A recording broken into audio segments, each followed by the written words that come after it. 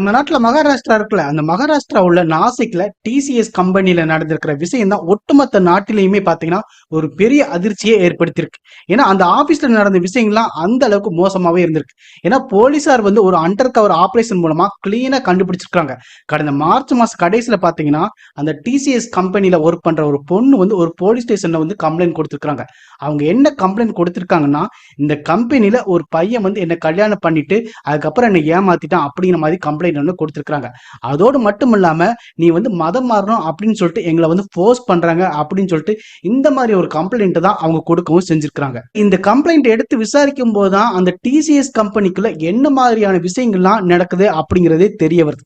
இது வந்து சாதாரணமா நம்ம போய் கேட்டா கண்டுபிடிக்க முடியாது அப்படின்னு நினைச்சுதான் அந்த போலீஸ் என்ன பண்ணிருக்காங்கன்னா, இதுக்காக ஒரு மாஸ்டர் பிளானே போடணும் அப்படின்னு சொல்லிட்டு அந்த போலீஸ் என்ன பண்ணிருக்காங்க அப்படின்னா, அண்டர் கவர் ஆபரேஷன் மூலம் நிறைய போலீஸ் அதிகாரிகளை இந்த டிசிஎஸ் கம்பெனில போயிட்டு ஜாயின் பண்ணவும் செஞ்சிருக்காங்க. அதாவது ஒர்க் பண்ற மாதிரி ஜாயின் பண்ணிருக்காங்க. அவங்க ஒர்க் பண்ணிட்டு கிட்டத்தட்ட பல நாள் வந்து அங்க என்ன நடக்குது அப்படிங்கறத கரெக்டா வந்து கண்காணிக்கவும் செஞ்சிருக்காங்க.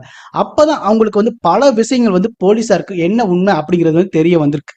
சரி, அவங்க என்ன பண்ணிருக்காங்க அப்படின்னு பார்த்தோம்னா, நிறைய பெண்களுக்கு வந்து பாலியல் தொல்லை கொடுத்திருக்காங்க. அதுக்கப்புறம் வந்து பல பேரை வந்து மதம் மாற்ற முயற்சியில வந்து ஈடுபடுறது, அதுக்கப்புறம் வந்து ஒரு குறிப்பிட்ட மதத்தை பத்தி தவறா பேசுறது அப்படின்னு சொல்லிட்டு இந்த மாதிரி பல விஷயங்கள் வந்து பண்ணவும் செஞ்சிருக்காங்க.